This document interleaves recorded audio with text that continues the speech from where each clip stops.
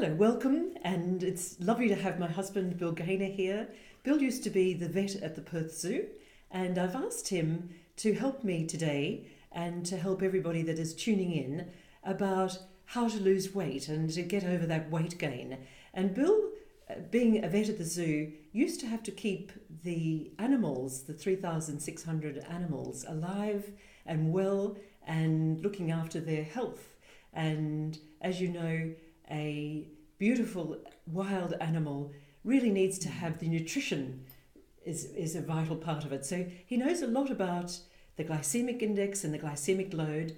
But first of all, a very short story. Bill has been able to maintain his weight all of his life, and that's ever since he was a very young man, really. Since he was 18 plus, he's been basically the same weight all of his life. And this is because he's understood the glycemic index and, more importantly, the glycemic load. So, Bill, could you just explain the difference between glycemic index and glycemic load and what they do to blood sugar levels and why they're important for weight gain and for general health?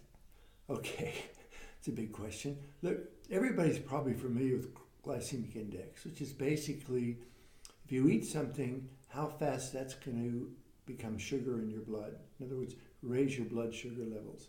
So if you have something with a high glycemic index, you eat it, it'll probably raise your blood sugar levels pretty quickly, which puts a bit of stress, not only your insulin, but also tends to increase your fat storage.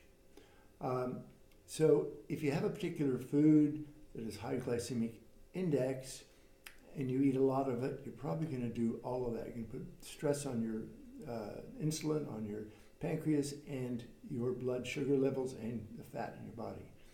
However, there's also something called glycemic load, which is good news for a lot of people, because what it means is you can have something with a high glycemic index, such as sugar, that raises your blood sugar pretty quickly. But if you only eat a very small amount of it, if you are able to control your eating, and you only eat a small amount of it, overall it really doesn't make a huge difference to your diet. So the glycemic load, basically, if you eat a certain portion of something, how much is that going to contribute to the overall blood sugar levels? So the thing to keep in mind is you don't have to deprive yourself of everything.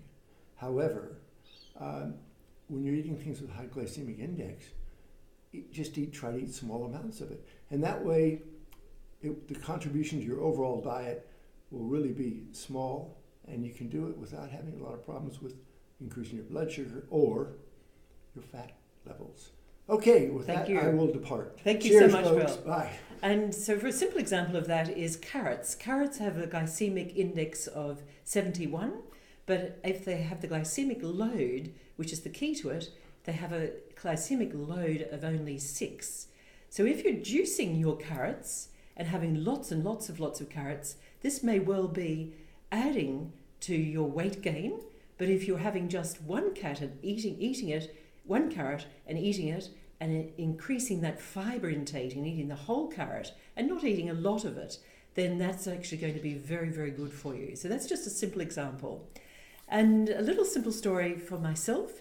I went to the doctor one day and she said, it would be a great idea if you lost weight. And I thought this would be terribly simple. And I just went home. But 1 year later, I came back and I was still the same weight. So I knew it was something that needed a lot more discipline and a lot more of a science-based approach to reduce that weight gain. And I was very delighted to be able to bring that information to you now. And one of it is knowing a lot more about food. So I'd just like to go through that carefully with you and be of benefit to you. So what is really important is knowing what foods that you're eating. So things like beautiful wild berries like blueberries. These are fantastically low in glycemic index and load. So blueberries and all the different, I source an organic ones that are different sizes are really, really important. You can see all the different shapes and sizes. If you grow your own, that's even better, but that's absolutely nutritionally fantastic for you. The same with strawberries. These are absolutely beneficial and gorgeous, nutritious for you and great to support the local industry. A lovely strawberry, and that's fantastically nutritious for you and is going to be so beneficial for you in the morning. So I start my day with a beautiful shake. I'm looking for a glycemic index of this one that I've actually sourced is Nutrimeal, which is a beautiful, good proteins, carbohydrates and fats. That's what's going to be beneficial for you to losing weight. And I love to start my day off in a great way, and I set my day up with a beautiful shake, and I add in it either the blueberries or strawberries.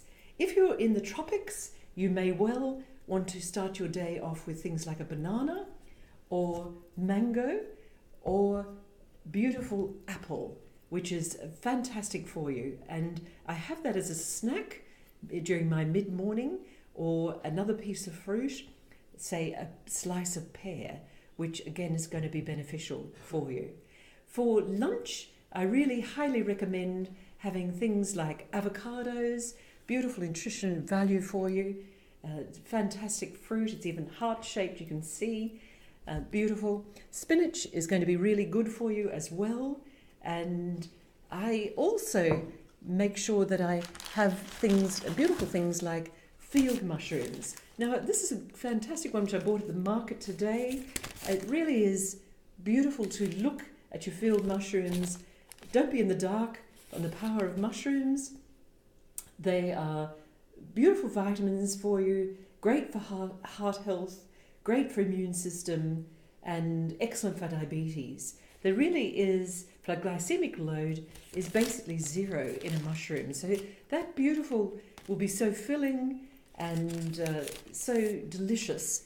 I sprinkle that with a beautiful sprig of rosemary, getting the herbs in it, and drizzle it with olive oil, and just have that in a pan fry, or you can bake it effortlessly in the oven. Those tips will really be beneficial for you. Do steer away from things like white flour, white potatoes.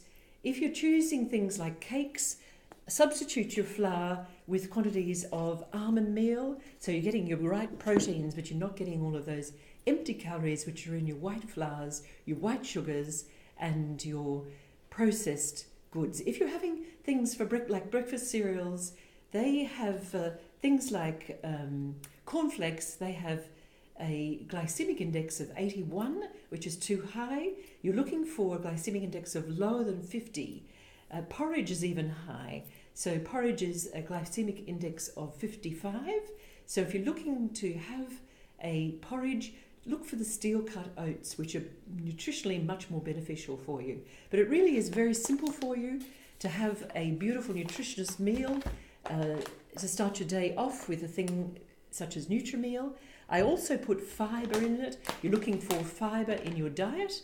And I also have a beautiful probiotic.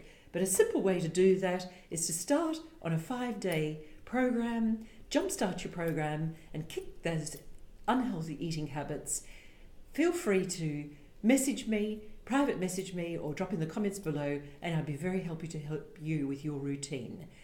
For nighttime, I also eat things like beautiful silver beet.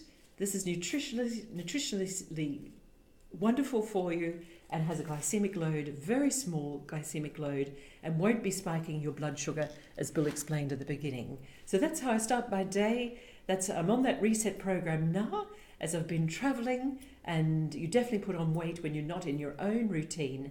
And now I'm going to be in that program. Feel free to join me, and I look forward to helping you with your weight and beat that weight gain that you're experiencing. Margie Bryant, love life and live in the greatest happiness and the greatest health.